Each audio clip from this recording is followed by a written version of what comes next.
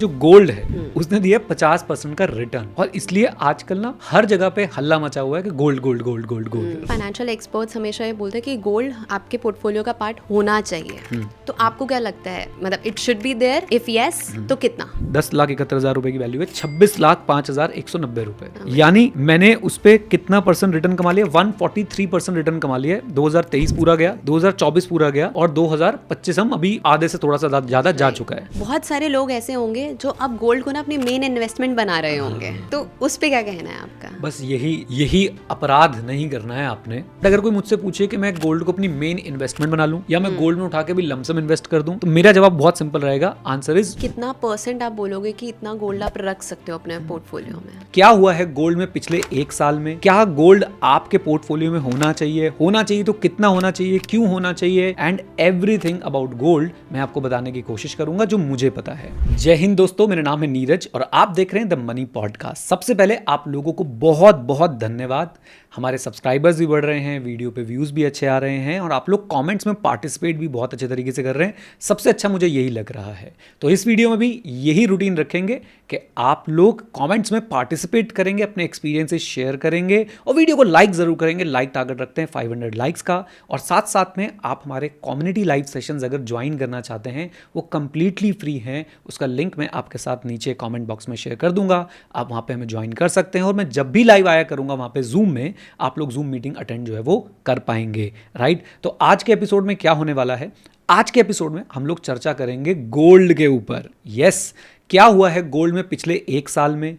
क्या गोल्ड आपके पोर्टफोलियो में होना चाहिए तो कितना होना चाहिए, क्यों होना चाहिए, एंड एवरीथिंग अबाउट गोल्ड मैं आपको बताने की कोशिश करूंगा जो मुझे पता है। और मेरे साथ होंगी मेरी को होस्ट, हम लोग मिलकर डिस्कस करने वाले हैं। होंगी हमारे साथ वृंदा से हाय टू दी ऑडियंस। हाय। क्या हाय बोलेंगे? वेरी गुड, हाय वृंदा। चलिए, तो अब हम लोग गोल्ड पे जो है वो डिस्कशन अपना शुरू करते हैं। सबसे पहले तो मैं आपसे ये जानना चाहूँगी, गोल्ड की परफॉर्मेंस कैसी रही है पिछले एक साल के अंदर? गोल्ड की परफॉर्मेंस भाई गोल्ड ही रही है, बहुत बढ़िया परफॉर्मेंस रही है।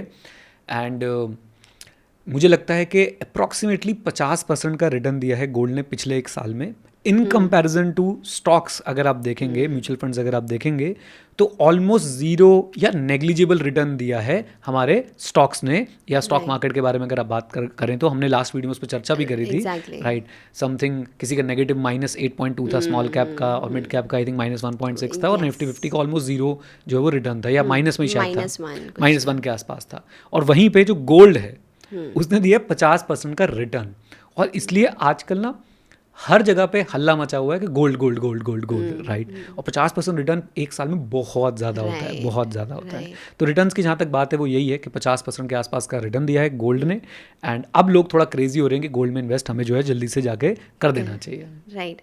सो पहले तो एक चीज़ मैं और जानना चाहूँगी, स्पेसिफिकली इन इंडिया, मतलब मेरे को लगता है कि कहीं और इतना ज़्यादा क्रेज़ नहीं है गोल्ड का जितना इंडिया में है, तो ऐसा क्यों है? नहीं, मुझे ऐसा लगता है कि वर्ल्ड ओवर क्रेज है, इंडिया में थोड़ा ज़्यादा है, कंपैरेटिवली ज़्यादा है। ट्रेडिशनल वैल्यू जो है ना हमारे देश में गोल्ड की बहुत ज़्यादा है। आप कोई भी बड़ा इवेंट देख लो, सबसे बड़ा इवेंट मुझे लगता है कि एक शादी का इवेंट होता है, राइट। शादियों में कितना गोल्ड जो है हमारे यहाँ पे दिया जाता है, लिया जाता है, और हर कोई गोल्ड को एज अ स्टेटस सिंबल भी देखता है, राइट। गोल्ड की कितनी ज्वेलरी पहनी हुई है हाथ में, चाहे वो इवन बॉयज़ के साथ अगर मैं बात करूँ, ऑल्दो मैं थोड़ा सा डिफरेंट सोचता हूँ इस बारे में, या मैं कभी ऐसे एक्सेप्ट दिस, सिर्फ ये है मेरे पास एक piece of jewellery, that's it. इसके अलावा मैंने कभी कोई पीस ऑफ ज्वेलरी शायद ना पहना, और ना ही शायद आगे पहनूंगा। फ्यूचर का कुछ नहीं पता, मैं इसलिए शायद बोल देता हूँ कहीं पहन लूँ तो फिर ये लोग पकड़ लें, हाँ हमें तो मना कर रहा था, एटसेट्रा एटसेट्रा। नहीं, चेयर थोड़ी नीचे उसे एडजस्ट कर लेता हूँ मैं ज़रा सा। हाँ, तो मुझे ऐसा लगता है कि भाई गोल्ड जो है वो ट्रेडिशनल वैल्यू रखता है इंडिया में काफ़ी ज़्यादा, और हमारे यहाँ पे हर छोटे बड़े इवेंट पे जो है वो गोल्ड की चीज़ें दी जाती हैं, ली जाती हैं, राइट। फिर दिवाली आता है, धनतेरस आता है, तो ट्रेडिशनल रिलीजियस वैल्यू जो है वो गोल्ड की बहुत ज़्यादा है इंडिया में। एंड मुझे लगता है कि India is the only country जहाँ पे इतनी ट्रेडिशनल और रिलीजियस वैल्यू दी जाती है गोल्ड को, right. I think emotional value भी काफ़ी ज़्यादा है। यस, आप अगर वो बहुत सारी गोल्ड लोन कंपनीज तो हैं, लेकिन गोल्ड गिरवी रखवाना इज़ लाइक कि भाई इज्जत पे बात आ गई है, तभी गोल्ड जो है वो गिरवी रखवाना पड़ रहा है। तो डेफिनेटली एक इमोशनल कनेक्ट भी है हमारा गोल्ड के साथ। और फिजिकल गोल्ड से अगर आप अपनी जनरेशन की बात करें, शायद हमारी जनरेशन की बात करें, तो हम लोग शायद फिजिकल गोल्ड से उतना अटैच नहीं है, बट हमसे जो पुराने वाली जनरेशन है वो फिजिकल गोल्ड से बहुत ज़्यादा अटैच थे कि घर में पड़ा हो भाई, सोना पड़ा हो घर में, राइट, सोने के जेवरात के साथ साथ एक आधा गोल्ड कॉइन भी पड़े हों, राइट, छोटी छोटी चीज़ें हों गोल्ड की, तो उन्हें बड़ा अच्छा लगता था, राइट, कि भाई गोल्ड हमारे पास फिजिकल गोल्ड है। और पता है क्या है, प्रिंसिपल्स जो होते हैं ना लाइफ के, वो बहुत कम होते हैं, और वो प्रिंसिपल्स ना आपके एक्सपीरियंस से बनते हैं। क्यों लोगों को लगता था, या हमारे पेरेंट्स को लगता था कि भाई गोल्ड घर में फिजिकल गोल्ड हो तो बहुत ज़्यादा ज़रूरी है। मैं आपका इसको एक एग्जाम्पल देता हूँ। जब देश का बंटवारा हुआ 1947 में, तो लोग इधर से उधर भागे, इधर वाले उधर भागे, उधर वाले इधर भागे, कोई अपना घर साथ उठा के नहीं भाग सकता था। लेकिन गोल्ड का अगर किसी के पास 5 कॉइन थे और वो उठा के उसे भागा वहाँ से, तो उसके लिए बहुत आसान था। और ये बात हमारे दादाजी के टाइम से आ रही है कि भाई आपके घर में हमेशा फिजिकल गोल्ड जो है वो रखा होना चाहिए। उससे होता क्या है कि आप लोग इमरजेंसी में जो है वो बहुत अच्छे से उसका फ़ायदा उठा सकते हो, राइट।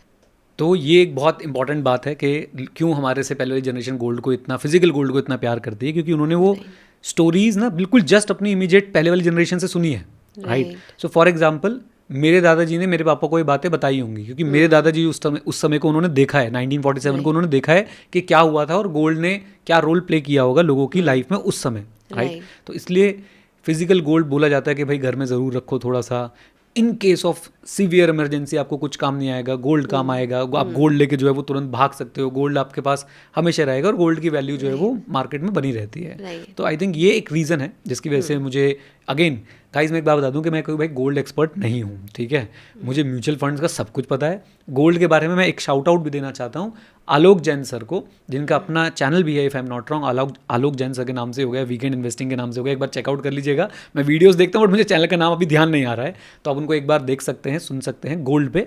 एंड एक बात मैं और बोल दूँ कि भाई मैं उनको थैंक यू बोल रहा हूँ, आप भी जाके उनको थैंक यू बोल सकते हैं, but at the same time किसी पे भी भाई विश्वास तभी करें जब आप सारी चीज़ें मतलब DYOR कर लें, डू योर ओन रिसर्च।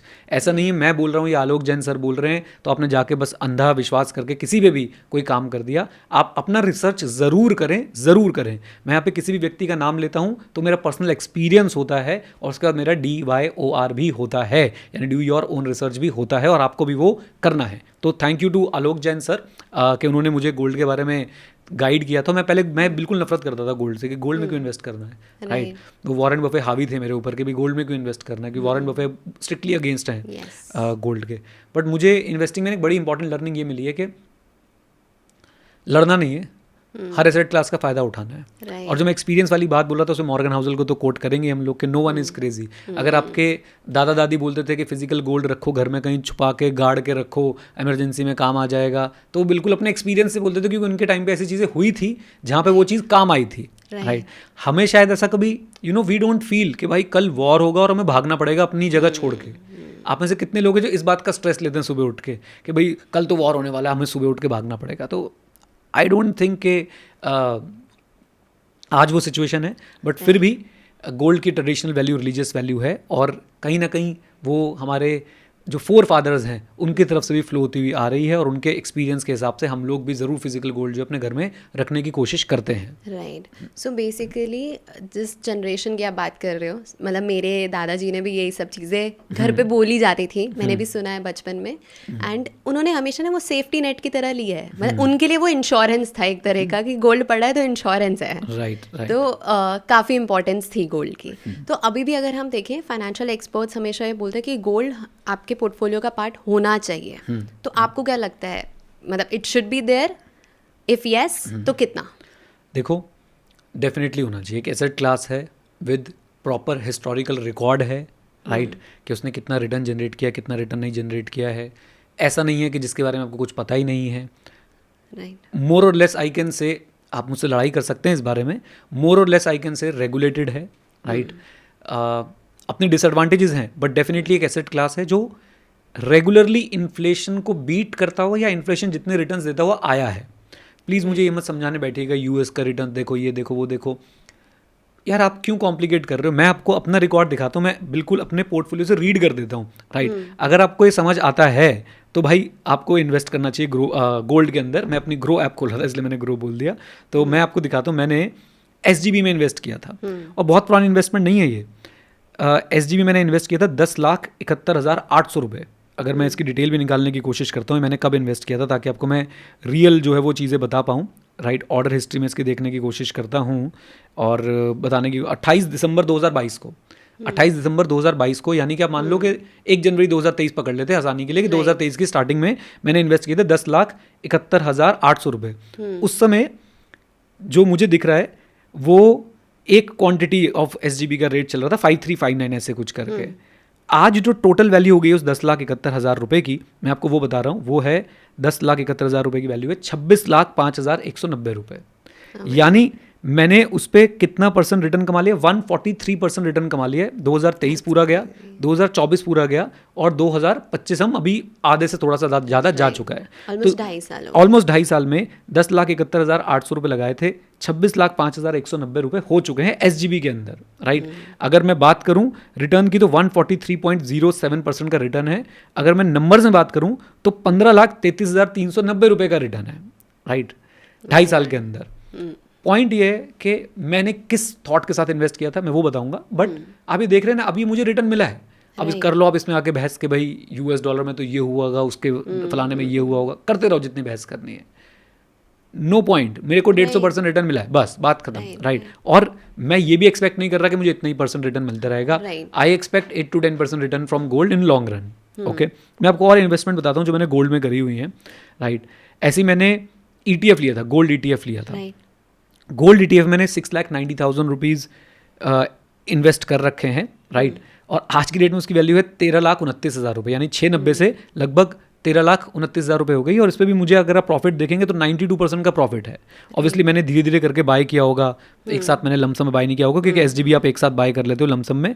और इसमें भी आई थिंक मैंने 2 दिसंबर 2022, वही 2022 के आसपास ही मैंने ये बिल्कुल दिसंबर में गोल्ड के बारे में थोड़ा बहुत जो लर्न किया था उसी के चलते मैंने बाय किया। और उसके बाद मैंने अपने डीमैट अकाउंट में और भी ETF बाय किए। This was only 1 demat account. मेरे पास सिल्वर भी है थोड़ा सा।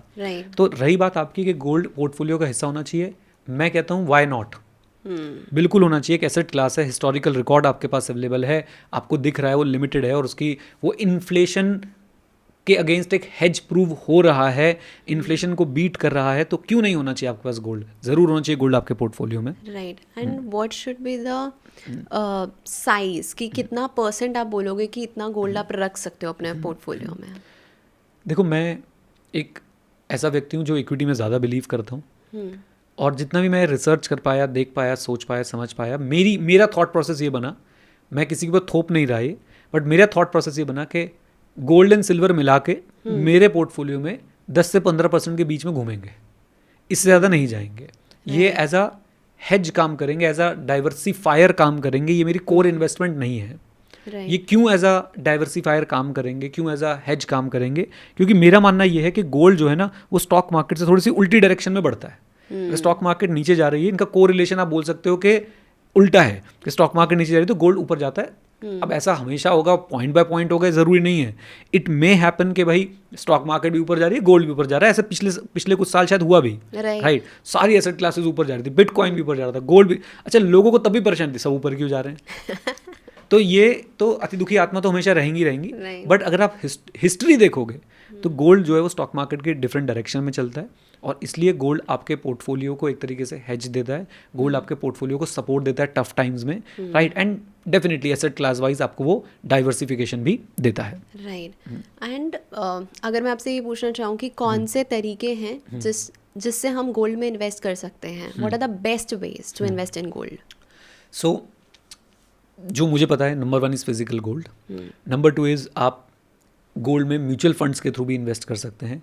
आप एक डिजिटल गोल्ड का कॉन्सेप्ट भी अलग है, म्यूचुअल फंड अलग है और डिजिटल गोल्ड का कॉन्सेप्ट अलग है, और आप गोल्ड ETF के थ्रू भी इन्वेस्ट कर सकते हैं। बहुत डिटेल में ना जाते हुए, क्योंकि उसके लिए एक अलग सेशन बन जाएगा और वो हम अपने कोर्सेज वगैरह में भी कवर करते हैं, in case you want to join. ETF is the best way to invest in gold, best way. Physical gold तभी जब आपको ट्रेडिशनल और रिलीजियस वैल्यू के लिए चाहिए। आपने इन्वेस्टमेंट वर्ड बोला तो मुझे लगता है कि ETF is the best way to invest in gold. इससे ज़्यादा अच्छा तरीका कोई नहीं हो सकता है, right. Just for a ready reference, fund of fund के थ्रू इन्वेस्ट मत कीजिएगा, वहाँ पे एक्सपेंस रेशियो दिखता कुछ और है, होता कुछ और है। डिजिटल गोल्ड में GST और टैक्सेशन वगैरह के कुछ इश्यूज इन्वॉल्व हैं, राइट। एंड उसमें और भी थोड़े कॉम्प्लिकेशंस इन्वॉल्व हैं।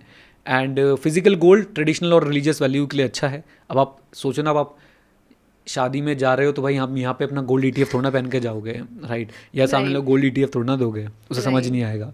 तो बस इतनी सी बात है, ट्रेडिशनल रिलीजियस वैल्यू के लिए गो फॉर अपना क्या बोलते हैं फिजिकल गोल्ड। एंड उसके बाद सेकंड मुझे ऐसा लगता है कि अपने कोर इन्वेस्टिंग के लिए गोल्ड को जो अपने पोर्टफोलियो का पार्ट बनाना चाह रहे हैं, ETF के लिए जाइए, दैट्स इट। हाँ, अगर आप वो गोल्ड में वो दादाजी वाली अप्रोच भी अपनाना चाहते हैं तो डेफिनेटली फिर आप वो भी कर सकते हैं जो दादाजी करते थे कि छोटा सा गोल्ड अपने हिसाब से, कि भाई कितना पैसा आपको सफिशिएंट लगेगा, अगर वॉर हो गए और आपको लेके भागना पड़े तो उतना गोल्ड आप घर में भी रख सकते हैं। बट अगेन उसके अपनी दिक्कतें हैं, वो चोरी हो सकता है, वो आपको खो सकता है, राइट, वो इतना ज़्यादा आप संभाल के रख सकते हैं कि संभल ही जाए, वो मिले ही ना, right. So many things can happen. मेरे हिसाब से gold ETF is the best way to invest in gold. Right. So अब बिकॉज गोल्ड आपने बताया एक साल में बहुत अच्छा परफॉर्म किया है, ऑलमोस्ट 50% ऊपर है, राइट। बहुत सारे लोग ऐसे होंगे जो अब गोल्ड को ना अपनी मेन इन्वेस्टमेंट बना रहे होंगे, तो उस पे क्या कहना है आपका? बस यही अपराध नहीं करना है आपने। देखिए, अब आप ना समझिए कि रिटेल इन्वेस्टर की साइकोलॉजी ही यही है कि भाई उसको चीज़ें अच्छी ही तभी लगनी शुरू होती है जब उसमें एक ज़बरदस्त रैली आ चुकी होती है, राइट। और रैली आने के बाद वो एसेट क्लास जो है ना, वो एसेट क्लास अपनी पीक पे पहुंच चुकी होती है, और तब आप उसमें इन्वेस्ट करते हैं। मैं आपको बता दूं कि हर चीज़, हर इन्वेस्टमेंट जो है साइकिल्स में काम करती है। साइकिल आएगी ऊपर जाने की, साइकिल आएगी नीचे आने की, साइकिल रहेगी म्यूटेड रिटर्न्स की, फ्लैट रिटर्न्स की। तो अगर गोल्ड की एक और किसी को नहीं पता वो साइकिल अप में कहाँ तक जाएगी, फ्लैट कब तक रहेगी, डाउन कब तक आएगी। बट अगर कोई मुझसे पूछे कि मैं गोल्ड को अपनी मेन इन्वेस्टमेंट बना लूँ या मैं गोल्ड में उठा के भी लमसम इन्वेस्ट कर दूँ, तो मेरा जवाब बहुत सिंपल रहेगा, आंसर इज नो। तो ऑल इन ऑल आप इन्वेस्ट कर सकते हैं गोल्ड में, गोल्ड आपके पोर्टफोलियो का पार्ट होना चाहिए। मेरा एक्सपीरियंस यही बोलता है 10-15% के आसपास होना चाहिए, 10% के आसपास होना चाहिए, राइट। बट लमसम पैसा डाल देना एकदम से गोल्ड में, या फिर अभी गोल्ड रश चल रहा है कि भाई चलो चलो चलो चलो सब गोल्ड में इन्वेस्ट करें, गोल्ड ने अच्छा रिटर्न दिया, तुरंत वहाँ भाग जाना, वो बेवकूफ़ी होगी। वो फिर आपका बिहेवियरल कंट्रोल नहीं है आपके ऊपर।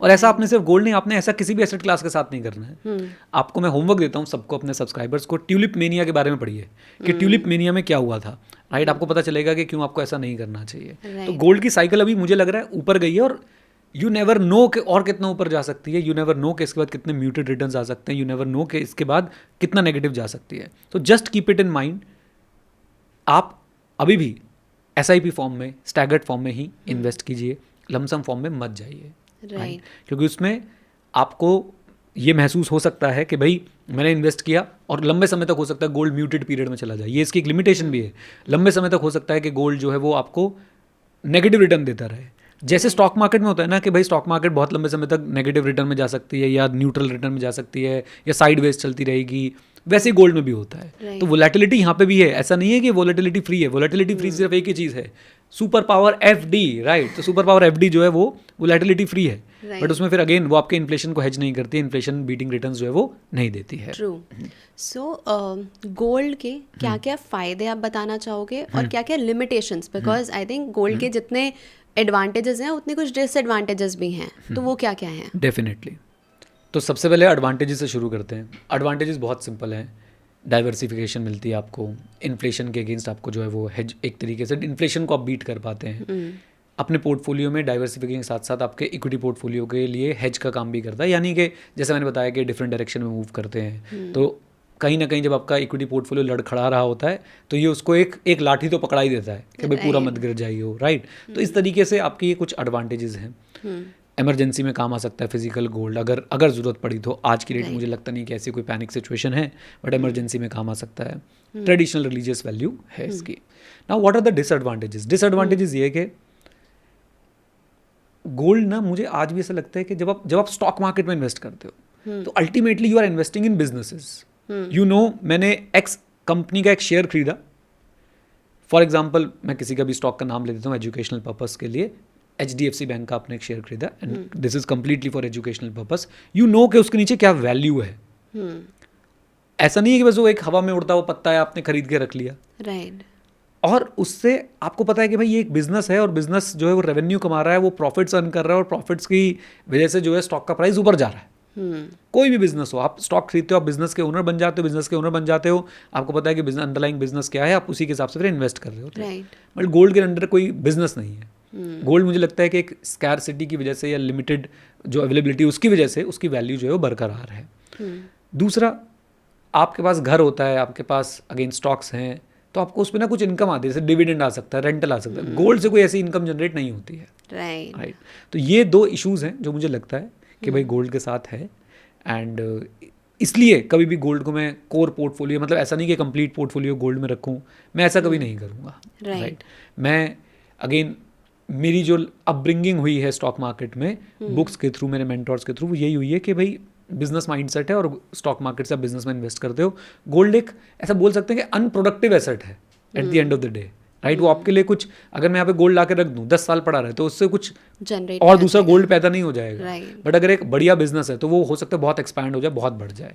तो ये एक मुझे लगता है कि काफ़ी बड़ी डिसएडवांटेज है। फिर फिजिकल गोल्ड की डिसएडवांटेज है, चोरी हो सकता है। राइट। एंड प्योरिटी का बड़ा इशू रहता है, बहुत ज़्यादा इशू रहता है कि भाई प्योर है कि नहीं है। तो ये कुछ डिसएडवांटेजेस मुझे लगता है गोल्ड की हो सकती हैं। राइट। सो अगर आप स्टॉक्स को डायरेक्टली कंपेयर करना चाहो गोल्ड से, ऑल्दो आपने चीज़ें काफ़ी सारी एक्सप्लेन करी हैं, बट स्टिल अगर हम स्टॉक और गोल्ड को कंपेयर करना चाहें तो वो आप किन पैरामीटर्स पे ज़रूर कंपेयर करोगे? मुझे सबसे इंपॉर्टेंट पैरामीटर क्या लगता है कि क्राइसिस के टाइम पे ना स्टॉक मार्केट नीचे जाता है और गोल्ड ऊपर जाता है। मतलब जब देसी भाषा में बोलूँ तो जब दुनिया की लगी पड़ी होगी ना, तो भाई साहब गोल्ड जो है वो ऊपर जा रहा होता है उस समय। राइट। अभी तक तो हिस्ट्री में हमने यही देखा है। फॉर एग्जांपल कोविड का टाइम आ गया, या फिर कोई और वर्ल्ड में वॉर्स हो गए, या जब अनसर्टनिटी का माहौल होता है ना पूरी दुनिया में, तो हमेशा गोल्ड ऊपर जा रहा होता है और स्टॉक मार्केट या तो स्टैग्नेंट होती है तो नीचे आ रही होती है। तो ये अगेन वही कि इनका कोरिलेशन जो है वो उल्टा चल रहा होता है, यानी कि इनकी डायरेक्शंस उल्टी चल रही होती हैं। तो इसलिए मुझे लगता है कि भाई गोल्ड जो है एक अच्छा रोल जो है वो प्ले कर लेता है आपके पोर्टफोलियो में, और ये एक कोर डिफरेंस भी आ जाता है in comparison to the stocks. Then dividend वाली बात मैंने बताई, बिजनेस वाली बात मैंने बताई, वो सारे डिफरेंसेस भी जो है वो आ जाते हैं। राइट। सो लिक्विडिटी पे क्या कहना है आपका? गोल्ड की लिक्विडिटी अगर हम डिस्कस करना चाहें। गोल्ड हाईली लिक्विड एसेट है, हाईली लिक्विड एसेट है। आज आपके पास गोल्ड पड़ा है, आप जाके सुनार के पास बेचना चाहो, वो बहुत हैप्पीली खरीद लेगा उसको। एंड एक गंदा यूज़ भी होता है गोल्ड का, ब्लैक मनी में भी बहुत यूज़ होता है गोल्ड, बहुत ज़्यादा यूज़ होता है। सो करना नहीं चाहिए, सबको पता है, बट लोग करते हैं भाई ब्लैक मनी के लिए भी। जैसे आपके पास कैश है, आप उसे ब्लैक मनी, मतलब आपके पास ब्लैक मनी है, अब आप एक साथ तो भाई 10 करोड़ रुपए कहीं कैरी नहीं करोगे, तो आप उसे गोल्ड बार में कन्वर्ट करा लेते हो और फिर दूसरी जगह जाकर गोल्ड बार बेच के जो है वो वहाँ पे कैश ले लेते हो। तो this is one of the illegal way. उसमें तो जब आप बाय करते हो you need PAN and everything ना, वो सब देखो, यही तो बातें हैं। इस पे जब तो 50,000 से ऊपर का आप गोल्ड खरीदते हो, इस पे तो मीम चलना चाहिए ना, बैठो बेटा बैठो, भी तो बहुत कुछ सीखना है। तो एक पैरेलल इकोनॉमी चलती है ना इंडिया में। ऐसे तो कैश में भी आप रियल एस्टेट नहीं खरीद सकते हो। राइट। एक पैरेलल इकोनॉमी है पूरी की पूरी। राइट। तो इस तरीके से गोल्ड का एक मिसयूज भी हो सकता है। आपका क्वेश्चन क्या था, मैं उसमें भटक गया। हाँ, लिक्विडिटी हाईली लिक्विड है, आप जब मर्जी जाके बेच सकते हो, कोई प्रॉब्लम नहीं है। इवन गोल्ड ETF की भी अगर मैं बात करता हूँ तो गोल्ड ETFs भी हाईली लिक्विड है। आज की डेट में गोल्ड ETF में बढ़िया वॉल्यूम है खरीदने बेचने के लिए, आपको ऐसे कोई दिक्कत नहीं आएगी कि आप गोल्ड ETF बेचने जा रहे हो और बिक नहीं रहे हैं, आराम से बिकेगा। फिजिकल गोल्ड भी आराम से बिकेगा। इवन गोल्ड म्यूचुअल फंड्स में भी कोई ऐसी दिक्कत नहीं है, वो भी आराम से बिकेंगे। मुझे ऐसे liquidity issues as such gold के साथ नज़र जो है वो बिल्कुल भी नहीं आते हैं। राइट। सो आपको क्या लगता है कि कभी कभी गोल्ड स्टॉक से भी अंडर परफॉर्म कर जाता है? स्टॉक से मैं बोलूँगा कि डेफिनेटली वो अंडर परफॉर्म ही करता है। अगर आप लॉन्ग टर्म रिटर्न्स देखोगे ना, तो स्टॉक मार्केट के रिटर्न एटलीस्ट इंडिया में जो मेरे पास नॉलेज है उसके हिसाब से वो गोल्ड को हमेशा बीट ही कर रहे हैं। राइट। हो सकता है कुछ साल हो, जैसे ये 1 साल गया भाई, गोल्ड ने धोबी पिछाड़ दी है स्टॉक मार्केट को बड़े ज़बरदस्त तरीके से। बट एक बात याद रखिए जो हमने लिमिटेशन में डिस्कस करी थी कि गोल्ड भी आपको नेगेटिव रिटर्न्स दे सकता है एक्सटेंडेड पीरियड के लिए, 0 रिटर्न्स दे सकता है एक्सटेंडेड पीरियड के लिए, और स्टॉक मार्केट भी ऐसा कर सकती है। वोलेटिलिटी दोनों एसेट क्लास में है फॉर श्योर। और ये कंपेयर करना कि गोल्ड स्टॉक के मुकाबले कैसे रिटर्न देता है, मुझे लगता है थोड़ा सा गलत है। क्यों गलत है ना, दोनों डिफरेंट एसेट क्लासेस हैं। जब 2 डिफरेंट एसेट क्लासेस हैं तो दोनों से अलग अलग एक्सपेक्टेशन होनी चाहिए। दोनों का काम करने का तरीका अपना अलग है, दोनों का अंडरलाइंग मेथड ही अलग है। स्टॉक्स क्यों मूव करते हैं? अंडरलाइंग प्राइसेस की वजह से। गोल्ड क्यों मूव करता है? अनसर्टेनिटी की वजह से, स्कैरसिटी की वजह से। इन चीज़ों की वजह से जो है वो गोल्ड मूव करता है। बैंक्स गोल्ड में इन्वेस्ट कर रहे होते हैं, सेंट्रल बैंक सारे अपने गोल्ड रिजर्व बना रहे हैं बढ़ बढ़ के। तो वो इन चीज़ों की वजह से, वो डिफरेंट फैक्टर्स की वजह से मूव कर रहा होता है। बट डेफिनेटली दोनों की अपनी एडवांटेजेस, दोनों के अपने डिसएडवांटेजेस हैं, एंड मैं अपने पोर्टफोलियो में दोनों को रखना चाहूँगा। राइट। सो अगर किसी ने इन्वेस्ट कर लिया गोल्ड पे हैवीली अभी लास्ट कुछ चीज़ें देखते हुए, अब वो पोर्टफोलियो का ना, गोल्ड आप ले लो कि पोर्टफोलियो का एक बहुत बड़ा हिस्सा बन चुका है, तो अब उन्हें क्या करना चाहिए? ये बहुत अच्छा क्वेश्चन है और इसका आंसर ना बड़ा टफ है, क्योंकि इसका जो आंसर है वो एग्जीक्यूशन पे डिपेंडेंट है और लोग एग्जीक्यूट करना ही नहीं चाहते। वो है एसेट एलोकेशन। एसेट एलोकेशन ये बोलता है कि आपने डिसाइड कर रखा है गोल्ड आपके पोर्टफोलियो में 5-10% रहेगा, 15% रहेगा, राइट। क्योंकि गोल्ड ने भी बहुत बढ़िया रन दिखाया है, तो गोल्ड आपके पोर्टफोलियो में अचानक से हो सकता है 20-25-30% तक पहुंच गया होगा। आपको क्या करना चाहिए? आपको इस समय गोल्ड को वापस अपने उस लेवल पे लेके आना चाहिए जो भी आपका डिसाइडेड लेवल था, 10%, 15%। इसके लिए आपको गोल्ड का कुछ यूनिट्स बेचने पड़ सकते हैं और वो पैसा आपको इक्विटी में, डेट में, अपने डिफरेंट एसेट क्लासेस में जिनका प्रोपोर्शन, जिनका रेशियो बिगड़ गया है, उसमें डाल देने चाहिए।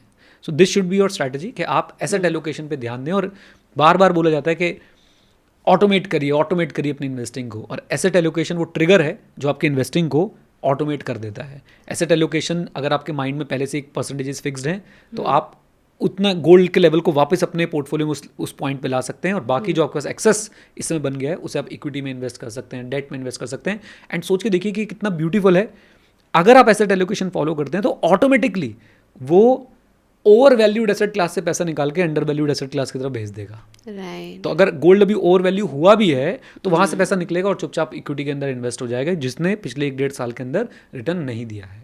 राइट। तो एसेट एलोकेशन फॉलो कीजिए, आपको बिल्कुल भी घबराने की जरूरत नहीं है। देखिए, रिव्यू कीजिए और उसके बाद अपने पोर्टफोलियो में वही परसेंटेजेस पे वापस आ जाइए जो आपने इनिशियली डिसाइड की थी। राइट। सो अगर एक प्रैक्टिकल गाइडेंस आपको देनी हो इन्वेस्टर्स के लिए, तो वो क्या होगी? लड़ो मत कि क्या अच्छा है, सबका फ़ायदा उठाओ। राइट। क्योंकि सारे एसेट क्लासेस आपके लिए हैं, चाहे वो स्टॉक्स हैं, चाहे वो एफडी है, डेट है, चाहे वो गोल्ड है। क्रिप्टो के बारे में मुझे कुछ नहीं पता तो मैं उसको नहीं काउंट कर रहा हूँ, चाहे वो रियल इस्टेट है। ये बातें मैंने बहुत लोगों के जो इंटरव्यूज़ किए, बहुत लोगों से जो मैं मिला, बहुत लोगों से जो मुझे ज्ञान मिला, चाहे वो HDFC के प्रशांत जैन जी थे, चाहे वो क्वांट के संदीप टंडन जी थे, चाहे वो ICICI के S नरेन जी थे, चाहे वो आलोक जैन सर थे, चाहे वो दीपक शनॉय थे। मैं बहुत जितने लोगों से मैं मिला ना, मुझे मेरा कंक्लूजन ये बना सबसे बातचीत करके, समझ के, सोच के, लड़ो मत।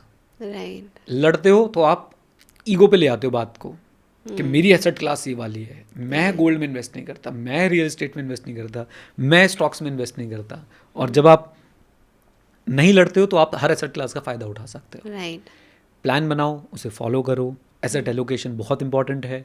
माइंडसेट बनाओ पोर्टफोलियो बनाने का। माइंडसेट ये मत बनाओ कि मुझे इक्विटी से जीतना है, मुझे गोल्ड से जीतना है। माइंडसेट बनाओ मुझे फाइनेंशियल फ्रीडम चाहिए, मुझे उसके लिए एक प्लान चाहिए, मुझे उसके लिए डिफरेंट एसेट क्लास में इन्वेस्ट करना है। ये प्रैक्टिकल गाइडेंस है। राइट।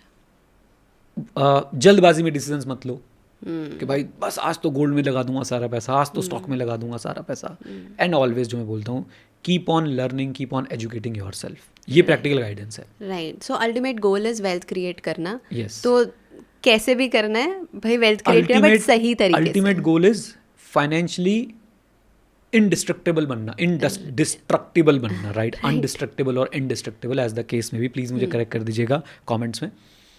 अनब्रेकेबल बनना, फाइनेंशियली अनब्रेकेबल बनना। अल्टीमेट गोल इज अपने रिस्क को कवर करना। अल्टीमेट गोल इज आपके जो भी मेजर फाइनेंशियल गोल्स हैं उन्हें अचीव करना। अल्टीमेट गोल इज जो आपका रिटायरमेंट का गोल है उसे अचीव करना, और वो सब करते हुए एंजॉय करते रहना। राइट।